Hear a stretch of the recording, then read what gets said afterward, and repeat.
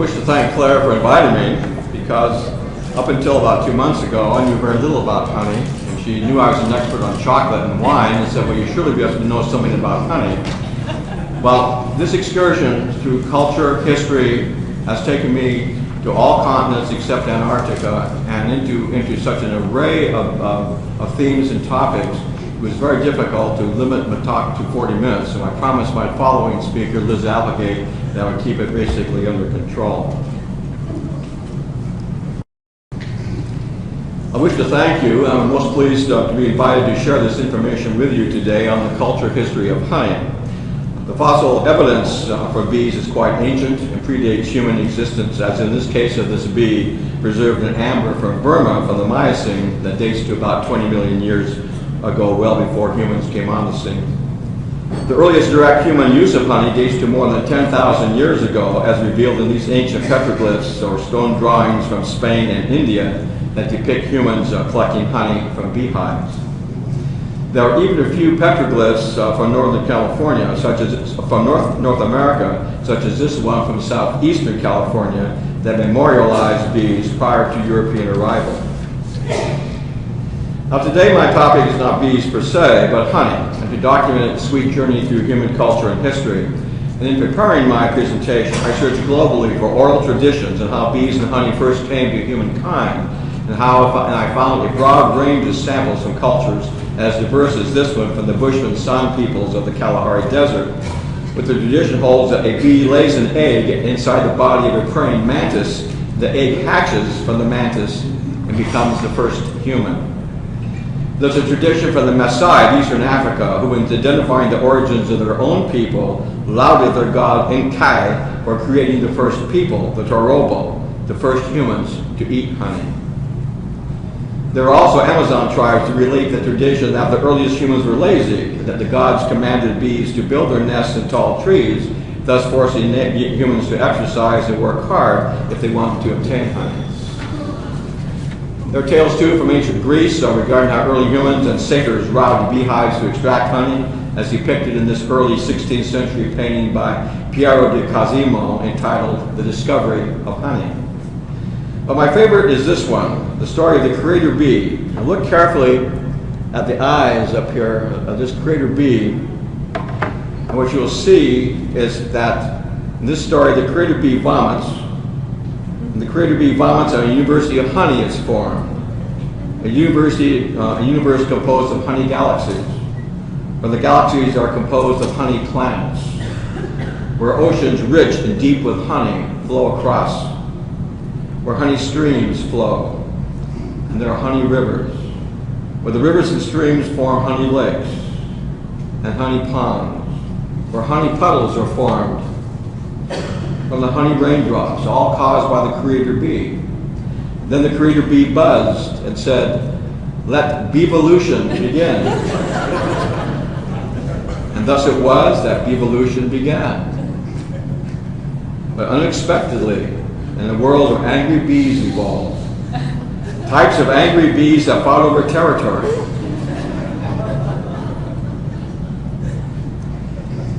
Angry bees that fought each other. Until finally the creator bee buzzed and said enough, and ordered all the flowers to dry on the honey planet. When the flowers dried, the bees cried, and they shed tears. And in their sorrows the bee cried, "We will fight no more forever." That's a phrase I learned from the Nez Perce Native Americans. Words that the creator bee heard, and in the recognition of the great bee truce, let the flowers return. And so it was that bees once again made the honey. And bees now peaceful buzzed with joy. And so it was that bees and humans became friends. And bees made honey, and the honey made human children very happy. And as people all over the world came to respect bees, people wrote about honey in hundreds upon hundreds, if not thousands, of different ways. And so today we gather to celebrate honey and to honor bees and the sweet products of their efforts. So let us begin, and we will start with bees and honey in ancient Egypt. From the beginning of writing in 3200 before the Common Era, Egyptian hieroglyphs tell the story of how honey first came to earth. How the sun god Ra shed tears that turned into bees and how the bees labored to form the first honeycomb. So important were bees to the ancient Egyptians that a combination of two glyphs, the sedge and the bee, were symbolic of the agricultural zones of lower or northern Egypt. Honey production and honey storage is depicted in the tomb of Remakara at Thebes, dated to approximately 1,500 years before the Common Era. Ancient beekeeping is depicted more graphically at two additional locations during the 5th and 25th Egyptian dynasties. There's an off-sided red-based claim that jars of honey were found in the tomb of Tutankhamun, that when it was discovered and tasted, appeared fresh and sweet. This claim is false. No honey was found inside Tutankhamun's tomb, despite hundreds upon hundreds of sites on the web that claimed this.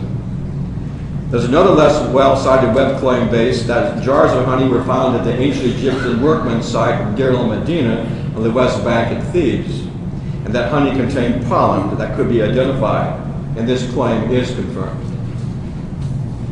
Honey clearly is identified as a component of rations for royal messengers and standard bearers, and in this ancient record we will see later, ancient Egyptians used honey as a product with a very high medicinal value. If we turn to ancient Israel, there are numerous accounts of honey use.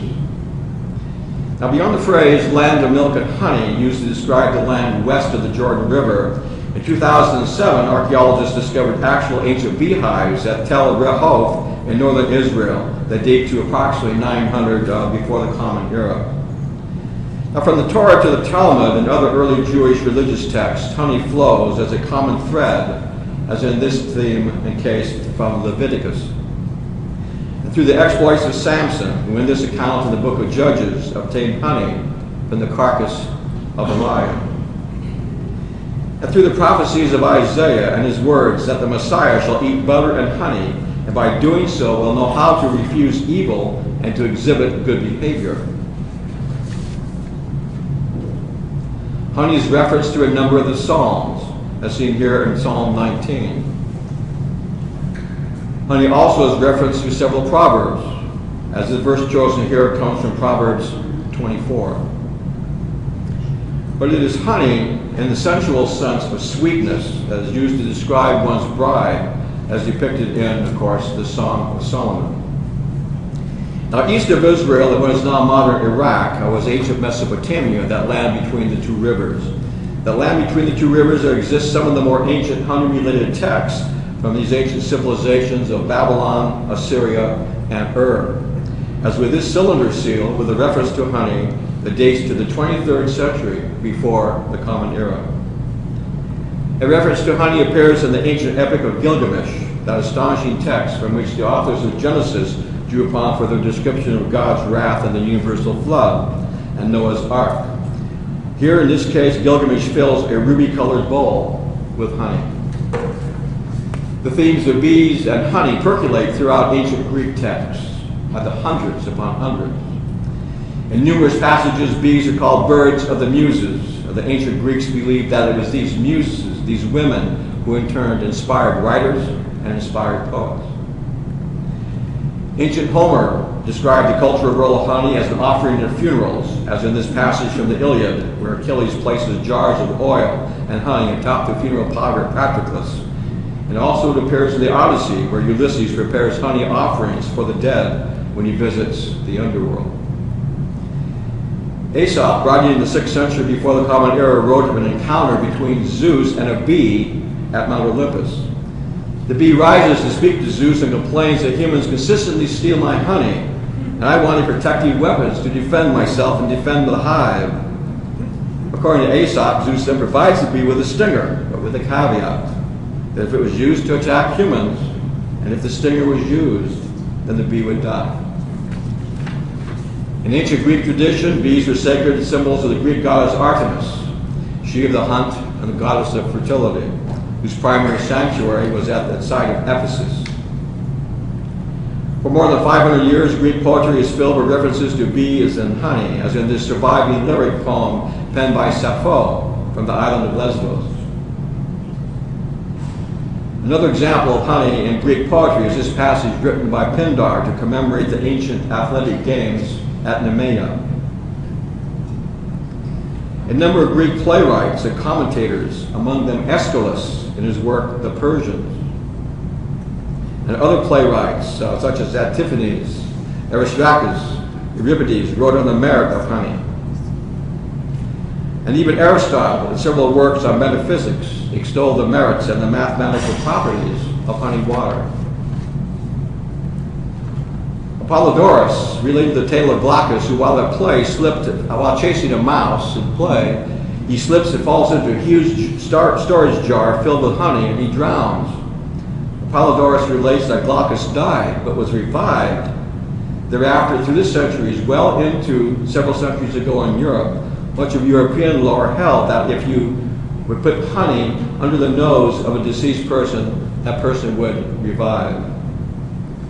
Now, as with ancient Greek works, subsequent Roman and Latin texts are filled with hundreds of honey-related passages. Roman mythology commonly focused on the well-known icon known as the theft of Cupid, whereby this young child of love stole honey and then ran complaining to his mother Venus that the bees had stung him on the finger. The moral, of course, is that if a person lusts after something or breaks natural or human laws, then such person should accept the responsibility and the consequences. The Roman Virgil penned a magnificent book on agriculture that contains a full chapter on beekeeping and several interesting passages like the one identified here that describes how hard-working bees actually produce honey. Turning from the ancient world to the old world to the ancient new world, where kingdoms of bees and realms of honey also existed. The Popol Vuh manuscript summarizes Mayan creation stories, and in this passage, wandering humans find a beautiful land filled with pleasures, a place abundant in food, especially abundant in honey. Mayan iconography portrays beekeeping and wedding gifts of both cacao and honey. For these translations, I wish to thank one of our own UC Davis graduates, Dr. Julio Lopez, for translating and interpreting the bee-honey related passages from the Madrid Codex, whose images are presented here. Now let's now turn to a range of selected honey-related passages from the text of different global religions. Starting alphabetically with Buddhism, the Buddha commented on human lifespan, teaching that since all individuals must die, that people should take joy in the everyday common aspects of life. The Buddha instructs women to go out and gather and smell flowers, in the same way that bees go throughout life, harming no one, merely taking nectar and making honey. In this passage, the Buddha comments on two issues: the difficulty of cutting honey with a knife. Obviously, this can't be done given the flow characteristics of honey at room temperature. And the aftermath of attempting to do so, as when one licks the honey residue from a knife but is not cautious, and in the process cuts one's own tongue. This passage serves as a metaphor for lust and poor human behavior, where pain and remorse are felt after the initial taste of pleasure has vanished. Christian texts throughout the centuries abound with passages and allusions to honey, as in this case in the book of Matthew, where the wilderness diet of John the Baptist is identified. Elsewhere, the sweetness of honey in the mouth is mentioned and described in the book of Revelation. John Bunyan's Pilgrim Progress contains references to the use of butter and honey as symbolic foods of Jesus, a reference to Isaiah 7:14-15, foods that teach Christ to refuse evil and to choose good behavior. Khalil Gibran, commonly misidentified as a Muslim, however, is really a Lebanese Christian who wrote The Prophet in the year 1923, a work that became wildly popular in the United States during the 1960s. And on this passage dedicated to On Pleasure, Gibran captures the essence of the relationship among bees, flowers, and honey. The ancient Hindu texts, among them the Rig Veda, the Artha Veda, and the Girasa Sutra, provide a very broad range of honey-related passages that provide symbolic honey descriptions of the earth and sky features. The primary ancient Hindu medical text, the Charaka Samhita, that dates to 1500 years before the Common Era, provides a description of honey varieties and their role in humoral medicine. Early Hindu texts commonly contain magical charms, as in this instance where honey is evoked as a spell to protect against the sting of scorpions. There are similar honey-related spells to prevent cobra bites, to prevent bites of spiders, to prevent other types of venomous creatures. Here's a wonderful honey-related spell, more than 3,000 years old, that when evoked is said to permit the speaker of the words to capture and secure the love of his life. Now, if you're very clever, if you email me, I'll send you this spell so you can speak it to your loved one tonight. Throughout Hindu family life, the use of honey was vital, since it was the first solid food given to a newborn infant, as documented in this text dating to 500 years before the Common Era. And it is the same custom that has persisted through the centuries, as manifest today by Hindu couples in the same traditional ceremony. The ceremony is called Jatakarma Samskara. Today, honey remains a purifying agent that is considered by Hindus among the highest religious offerings, as depicted here, where images of deities are adorned with fresh, pure honey. This example of pre-Islamic, early 7th century Arab poetry by Abu Duyyab compares the sweetness of wine to honey and how the two products could be blended. This before the Prophet Muhammad forbade his followers to drink wine. The Quran, considered by the Muslims the revealed word of God to the Prophet Muhammad, contains passages of bees and honey. This text alludes to the color and to the healing properties of the honey. A second Quran passage specifically identifies the importance of honey as a dietary item to believers. The Prophet Muhammad died on June 8, 632 of the Common Era. After his death, collections were made of sayings or actions attributed to the Prophet. These were assembled by different Islamic schools of jurisprudence through the ages during the 8th and 9th centuries, and these collections are known collectively as the Hadith, which translates from Arabic to English as the narration. And they offer a wide number of honey-related passages. In this example states on the authority of Aisha, the Prophet's favorite wife, that Muhammad was fond of honey. This hadith, on the authority of Ibn Abbas, relates the Prophet's view on the medicinal attributes of honey as used to heal and to cure illness. This hadith, on the authority of Abu Sa'id al-Khudri, reports that the Prophet recommended the use of honey to treat abdominal troubles.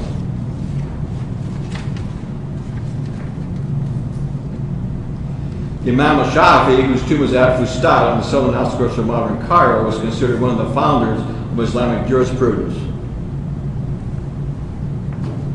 So I've got ahead of us here. Oops, I'm sorry. Approximately 800 CE, he wrote a tract called On Fatalism that related that the theme is simplicity of life, since the powerful and the rich ultimately die, all life is fleeting, whether one is rich or one is poor. And so here what we have here, thinking about this as an allegory, the fly lands with a touch of the expired. Whether the fly eats from the cup of solid gold from the emperor or from a cup of clay from the common person. The Talmud is a record of rabbinical discussions pertaining to Jewish customs, ethics, history, law, and philosophy. Numerous discussions pertaining to honey are found within these texts, and this passage identifies honey in a medicinal context as one of 6 key medicines. In this Talmud passage, the rabbis relate how to correctly refeed a starving person through use of meat mixed with honey, or by using different types of flour mixed with honey. Still, other Talmud sources identify the proper dietary behavior to be followed on the Sabbath Eve or on the Sabbath itself. And in this example, the rabbis disagreed in their interpretations of proper behavior when honey was involved. Now, moving from honey in a religious context to the role of honey in ancient and contemporary medicine and healing, the examples that can be provided are in the hundreds upon hundreds. But basically, I would like just to mention just a few basic ones here. Our book, Food Gift of Osiris, was published in 1977 and contained these 3 passages. These various papyrus documents cannot be dated exactly, but generally are attributed to about 1,500 years before the Common Era. And in these three examples, honey is used as an external wound dressing, an external compress to alleviate headache, and as an ingredient as a mouthwash.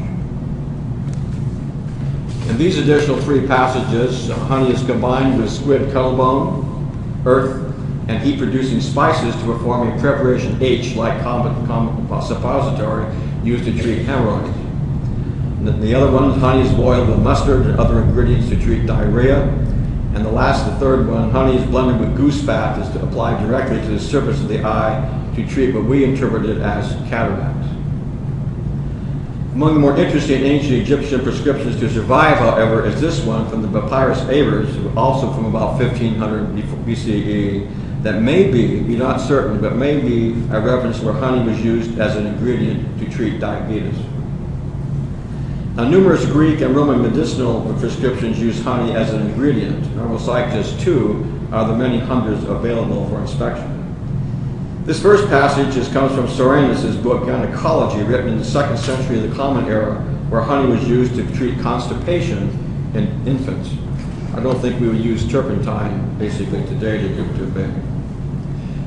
But look at this second example by the Roman Celsus, how general human behavior has changed. Now think back this morning. Did you arise and greet the day with a traditional morning vomit?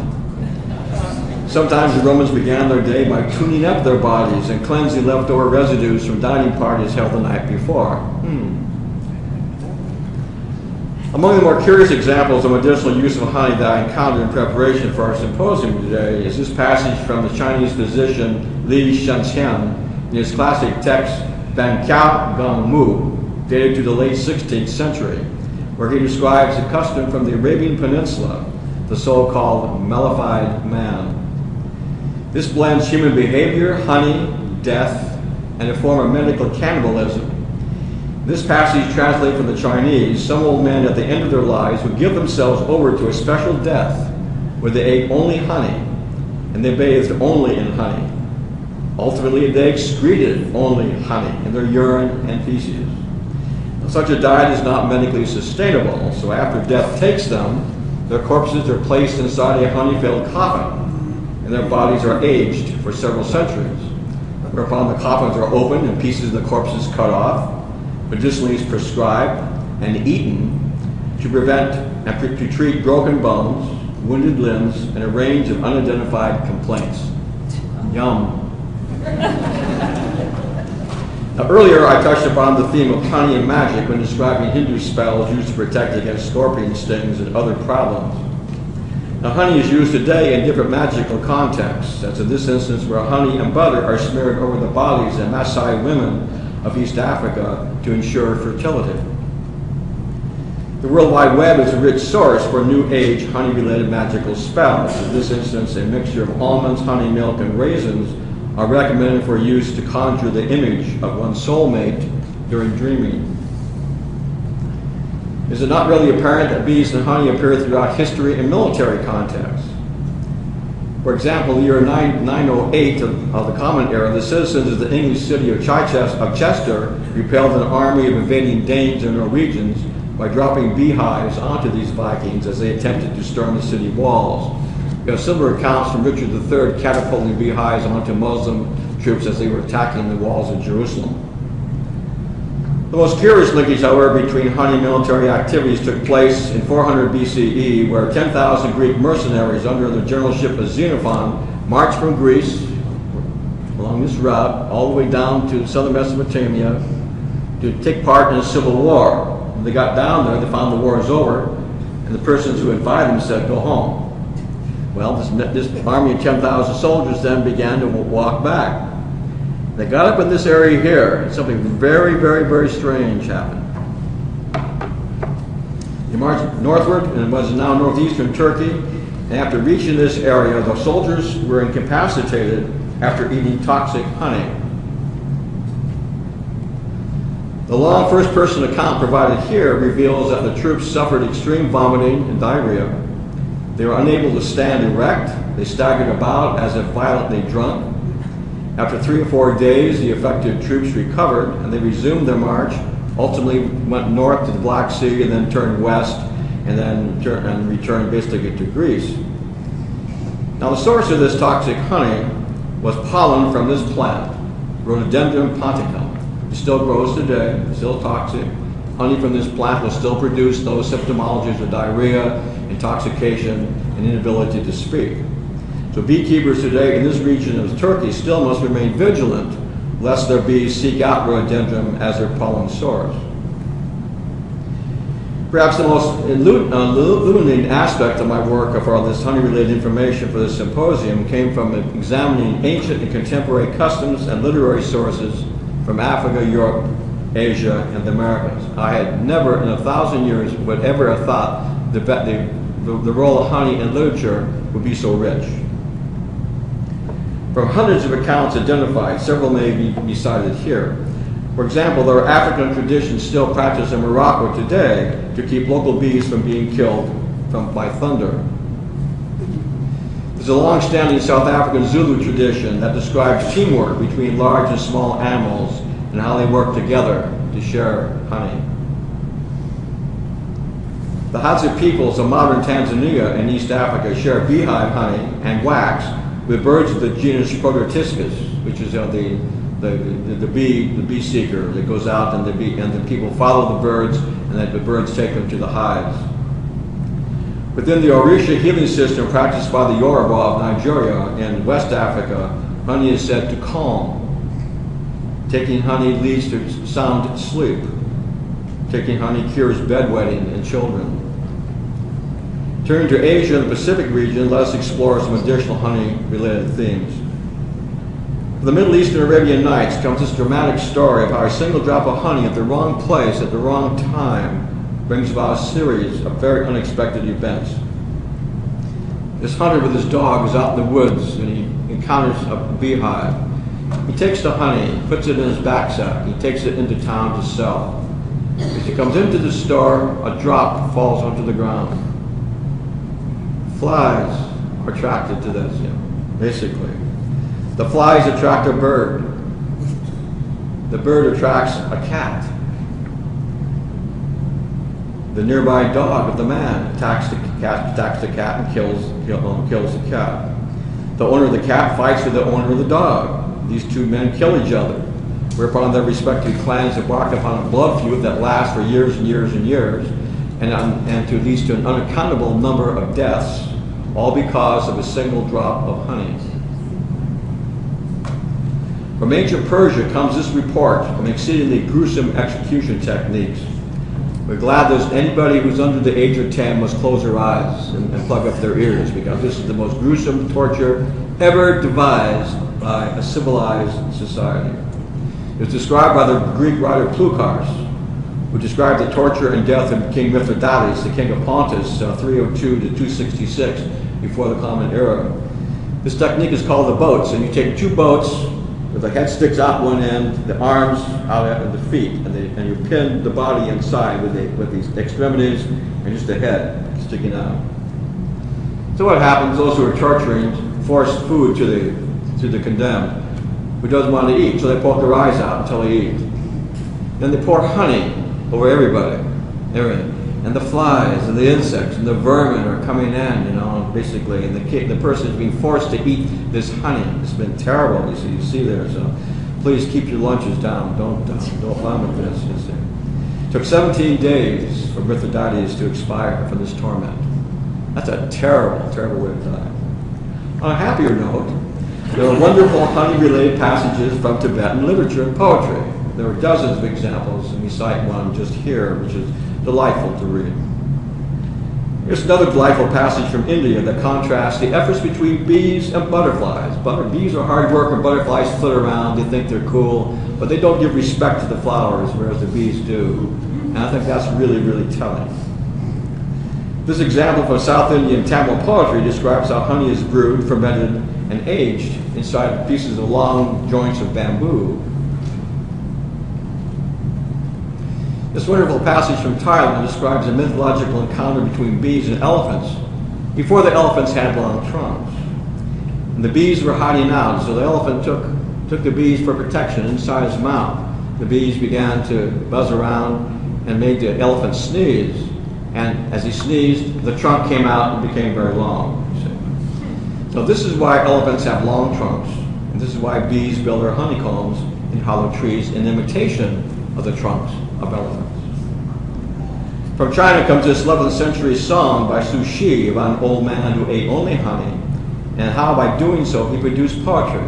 When read by children, the words tasted of honey that were cures for 100 different ills. This cautionary tale comes from the Philippines, and is somewhat akin to Aesop's tortoise and hare story.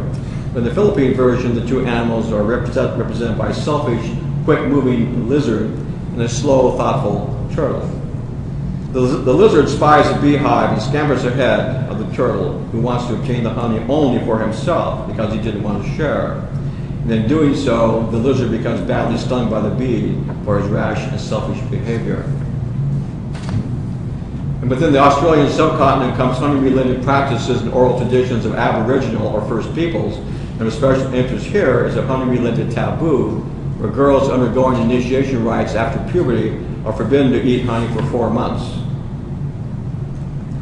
The honey-related passages in literature from North, Central, and Western Europe are legion. They're difficult to enumerate, they're difficult to classify, given their diversity and different contexts. But let us try.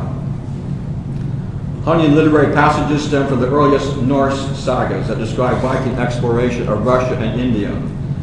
Honey is included in cautionary tales that focus on the children of Odin.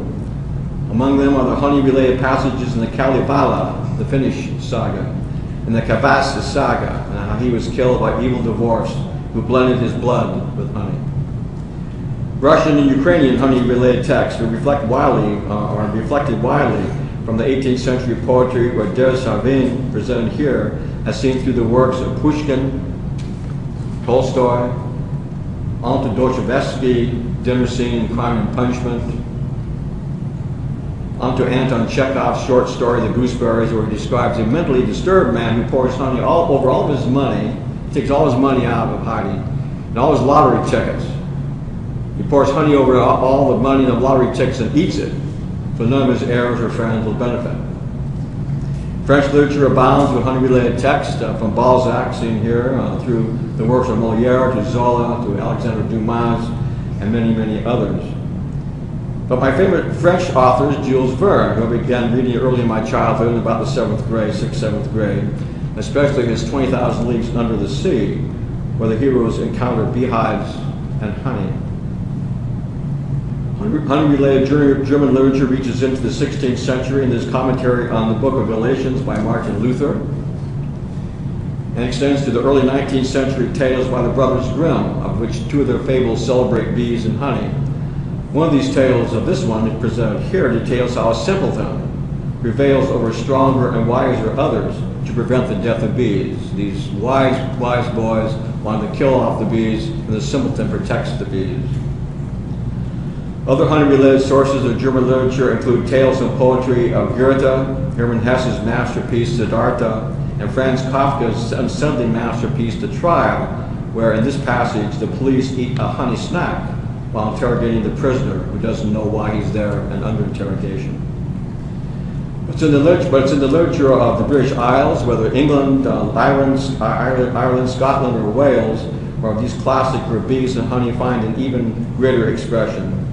Let's start first with Beowulf, which of course means bee wolf, a name meaning bee hunter, a synonym for bear. So Beowulf was composed between the 8th and 11th centuries of the Common Era, and the initial lines consider construction of the Great Heorot, or the Great Mead Hall, where the heroes would drink fermented honey. By the late 14th and early 15th centuries, the theme of honey was well developed by Chaucer in his Canterbury Tales, specifically this tale of the Cook's Tale. Subsequently, by Thomas More in Utopia, he describes beverages where water was sometimes boiled with honey and licorice. Shakespeare writes of bees and honey in a number of his works, Two Gentlemen from Verona, and Julius Caesar, and in Midsummer Night's Dream. Bees and honey abound in Shakespeare's King Henry IV, Part 2, and his Pericles, Prince of Tyre. Christopher Marlowe, we can debate whether he wrote Shakespeare's plays or not.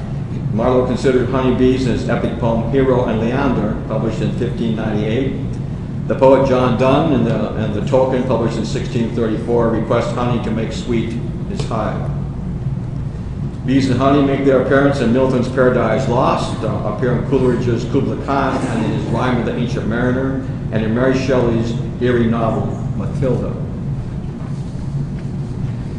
English literature of the 1840s is rich with bee and honey references, as referenced by Robert Browning's Pied Piper of Hamelin, where the poor lame child who can't keep up with the kids that are being kidnapped mourns that he will not be visiting the new land lauded by the piper, where honey bees have all lost their stings. And you will remember this, the best known limerick by Edward Lear, published in 1864, has honey as its central, basically, topic. The Bronte sisters, Charlotte and Emily, considered honey and bees in their widely known novels, whether in Jane Eyre by Charlotte or in Wuthering Heights by Emily. Late 19th century English literature with reference to bees and honey include works by George Eliot, Her Legend of Jubal, and even Charles Darwin consider the topics of honeybees and how it is they organize their cells into hexagons in his influential masterpiece, Origin of Species. And I would be remiss not to include Bram Stoker's Dracula and his tantalizing description of the honey-sweet breath of the young vampire girl approaching her victim's neck with her fangs exposed. On a lighter note, Beatrix Potter, of Peter Rabbit fame, penned the tale of Nutkin the squirrel and how he and his rodent friends shared honey. I had to put that in as a balance between Bram Stoker and Dracula. In the early 20th century, two of my favorite English authors, Rudyard Kipling, commented that people should listen to bees, otherwise there would be no honey. And Arthur Conan Doyle, in his Lost World, likewise included bee and honey-related passages in his works as well. And I also would be remiss if I did not include in this assembly of bees and honey English authors such as Virginia Woolf, Hugh Lofting, as Dr. Doolittle, but my favorite English honey text actually is anonymous and published in 1893, presented here. Turning to Welsh, Irish, and Scottish authors who included passages of bees and honey, these sources are also numerous and date to the 14th century Welsh epic of Taliesin and to the Song of Mead composed in the first half of the 14th century. Regarding Irish writers who included passages of bees and honey, may be mentioned Jonathan Swift in his Gulliver's Travel, where Gulliver dines in water, bread, and honey extracted from hollow trees. And we may include William Butler Yeats and his Celtic Twilight, as well as the work of George Bernard Shaw. James Joyce in Ulysses, once commonly required reading in high school or the first year in college, requires passages on honey. Scottish writers, among them Sir Walter Scott, describe honey use at Kenilworth Castle, and in his best-known book, Ivanhoe, he mentions that honey was served at the banquet to honor Lady Rowena. And I always think of Lady Rowena as Elizabeth Taylor. Scottish poet Robert Burns described bees rejoicing over their summer toils in his famous Bridge of Ayr, while the poetry of Robert Louis Stevenson mentions the color of Highland honey and the hue of Highland bees. Spanish, Italian, and Greeks mention honey appears in Cervantes' Don Quixote, and in this lesser-known passage from Balthazar Gracian's The Art of Worldly Wisdom, and in his list of aphorisms. Among the references to honey in early modern Italian literature is an execution account described by Boccaccio in the Decameron, another rather gruesome use of bees' sweet product. Here we have the case of the famous bee fountain that we can see still today. A Greek tradition collected and published by John Lawson at the turn of the 20th century relates to whirlwinds. How, according to Greek traditions, they are sent by the devil.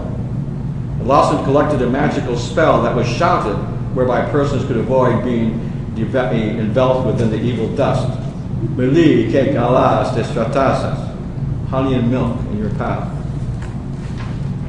Turning to North America, a wide number of Native American nations have traditions that relate to the origins of bees or honey. Among these are traditions associated with the Cherokee in the eastern United States, the Hopi of the Southwest, the Chinigachinish, and the Louisiano of California. The first documentation for the importation of European beehives into North America is this letter written in London, dated December 5th, 1621, where it was noted that hives were to be sent as part of a shipment from England to Virginia that also contained diverse types of seeds, birds, and Mastiff guard dogs. North American literature regarding bees and honey is as rich as that for Europe and Asia.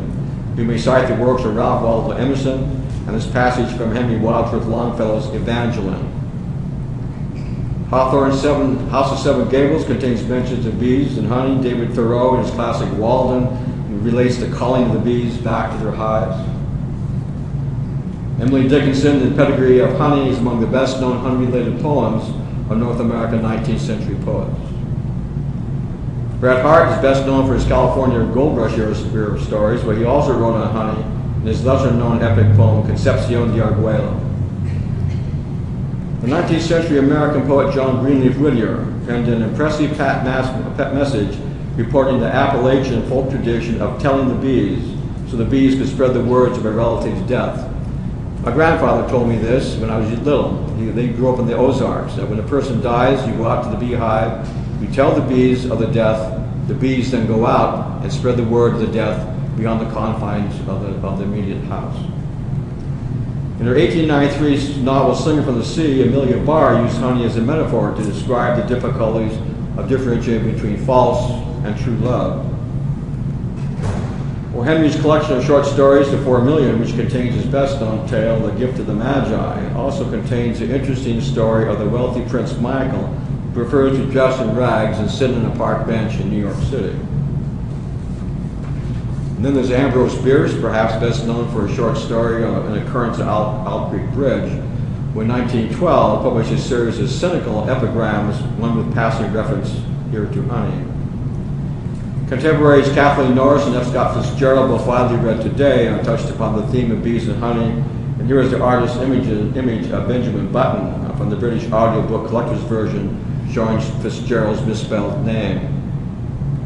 Now, leaving literary sources, let's examine quickly bees and honey in contemporary North America as documented within a range of collectibles from the curious and the unusual. From needlepoint to postcards, to postage stamps, to the curious, to the unusual, to geographical locations, to contemporary beehive hairstyles, to contemporary hair and body products, to Hollywood films, more Hollywood films, to television productions on Saturday Night Live. We all remember John Belushi dressed as a bee. To Louisiana Mardi Gras costumes. To honey-related musical groups. To the Honeybee Trio musical group who will perform for us today at the end of our symposium. To American newspaper names, even our local Sacramento Bee. To personal bath products that began perhaps with Cleopatra putting honey in her bath. To pop culture and exotic dresses. I see this as a standard dress walking down the runway and things like that. To posters available for purchase on the web, which are legion dealing with honey, especially one on the lower left. To posters available for purchase on the web all over by the thousands of them. To bees as icons in human tattoos and body art. The use of the word bee and honey in language is highly variable and interesting, not just the so-called language of bees. English slang terms for affection and love. Here are 10 languages, terms for honeymoon, all dealing with honey. There's 10 more languages, terms for honeymoon, all dealing with honey. There are special contests for honey-related haiku poetry. Such honey-related haiku contests continue to attract numerous poets. There's widespread use of the word bee and honey as idioms within the English language. Literally, if you look across languages, there are literally hundreds upon hundreds of idioms and phrases and saws and proverbs dealing with honey. this one being the most famous. There's the English word honey by the inept and the inexperienced men hoping to get lucky in love. But the greatest variation in context of the words bee and honey stems from proverbs and old saws or sayings, of which there are literally hundreds worldwide. Presented here is a sampling of some of the proverbs that I like best, all different but can be clustered, and these reflect issues of personal behavior, happiness, and faith. I'm always intrigued by the top one. In contrast, these express darker meanings, messages of death, cautionary tales, or hidden dangers. This grouping reflects human attributes of greed, bitterness, and mourning. This group reflects passion, anger, and opportunity. This group reflects obligations to help others, risk-taking, and what not to do in the workplace. Still others reflect ethical and moral advice. And these extol hard work and labor. Still others offer advice on daily life.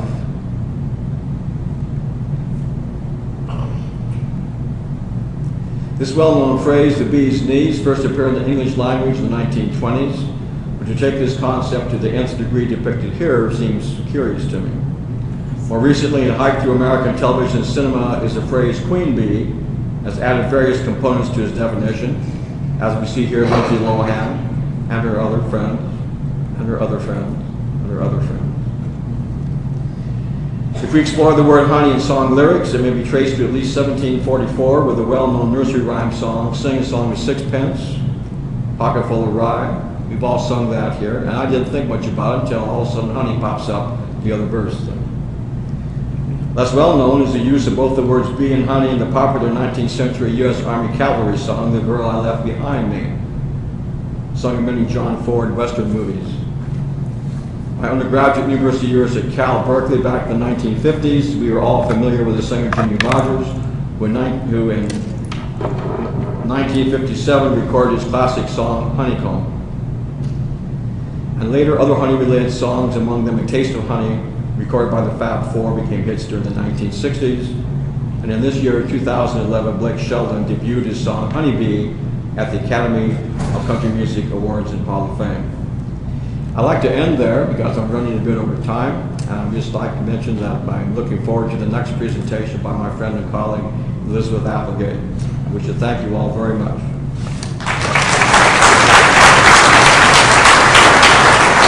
Proverbs 24. But it is honey in the sensual sense of sweetness that is used to describe one's bride, as depicted in, of course, the Song of Solomon.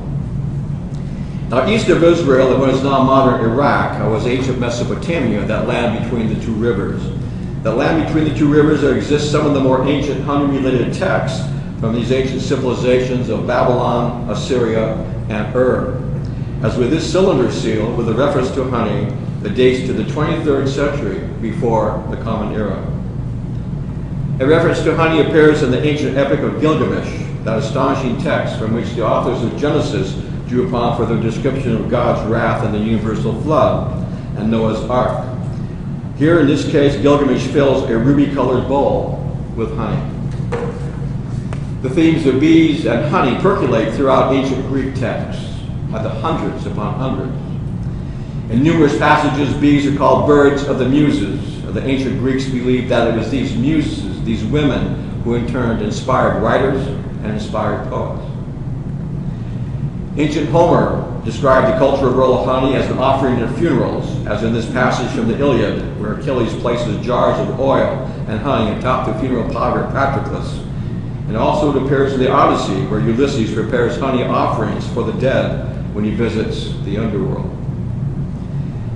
Aesop, writing in the 6th century before the Common Era, wrote of an encounter between Zeus and a bee at Mount Olympus. The bee rises to speak to Zeus and complains that humans consistently steal my honey, and I wanted protective weapons to defend myself and defend the hive.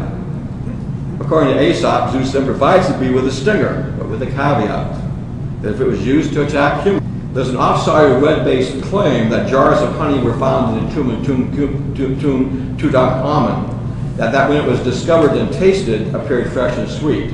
This claim is false. No honey was found inside Tutankhamun's tomb, despite hundreds upon hundreds of sites on the web that claimed this. There's another less well-cited web claim base that jars of honey were found at the ancient Egyptian workman's site of Deir el-Medina on the West Bank at Thebes, and that honey contained pollen that could be identified, and this claim is confirmed. Honey clearly is identified as a component of rations for royal messengers and standard bearers, and in this ancient record we see, and we will see later, ancient Egyptians used honey as a product with a very high medicinal value. If we turn to ancient Israel, there are numerous accounts of honey use. Now, beyond the phrase land of milk and honey used to describe the land west of the Jordan River, in 2007, archaeologists discovered actual ancient beehives at Tel Rehof in northern Israel that date to approximately 900 before the Common Era. Now, from the Torah to the Talmud and other early Jewish religious texts, honey flows as a common thread, as in this theme and case from Leviticus. And through the exploits of Samson, who in this account in the book of Judges obtained honey from the carcass of a lion. And through the prophecies of Isaiah and his words that the Messiah shall eat butter and honey, and by doing so will know how to refuse evil and to exhibit good behavior. Honey is referenced to a number of the Psalms, as seen here in Psalm 19. Honey also is referenced to several Proverbs, as the verse chosen here comes from Proverbs. The tradition holds that a bee lays an egg inside the body of a praying mantis. The egg hatches from the mantis and becomes the first human. There's a tradition from the Maasai of Eastern Africa, who, in identifying the origins of their own people, lauded their god Enkai for creating the first people, the Torobo, the first humans to eat honey.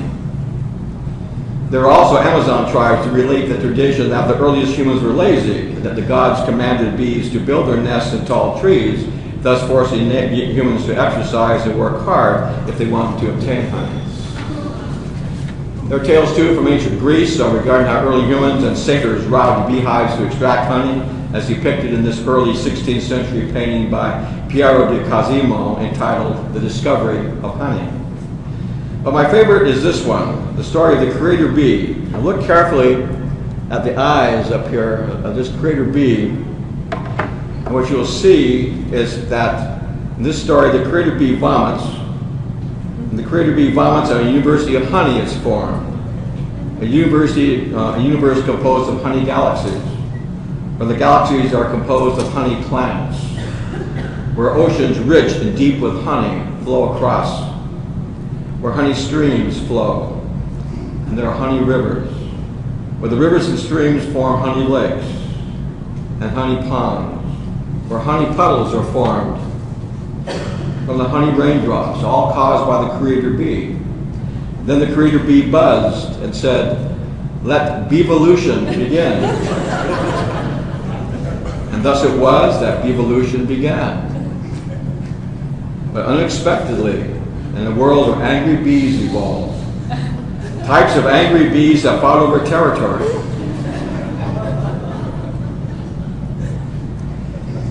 Angry bees that fought each other. Until finally the creator bee buzzed and said enough, and ordered all the flowers to dry on the honey planet. When the flowers dried, the bees cried, and they shed tears. And in their sorrows the bee cried, "We will fight no more forever." That's a phrase I learned from the Nez Perce Native Americans. Words that the creator bee heard, and in the recognition of the great bee truce, let the flowers return. And so it was that bees once again made the honey. And bees now peaceful buzzed with joy. And so it was that bees and humans became friends. And bees made honey, and the honey made human children very happy. And as people all over the world came to respect bees, people wrote about honey in hundreds upon hundreds, if not thousands, of different ways. And so today we gather to celebrate honey and to honor bees and the sweet products of their efforts. So let us begin, and we will start with bees and honey in ancient Egypt. From From the beginning of writing in 3200 before the Common Era, Egyptian hieroglyphs tell the story of how honey first came to earth, how the sun god Ra shed tears that turned into bees, and how the bees labored to form the first honeycomb. So important were bees to the ancient Egyptians that a combination of two glyphs, the sedge and the bee, were symbolic of the agricultural zones of lower or northern Egypt. Honey production and honey storage is depicted in the tomb of Karnak at Thebes, dated to approximately 1500 years before the Common Era. Ancient beekeeping is depicted more graphically at two additional locations during the 5th and 25th Egyptian dynasties.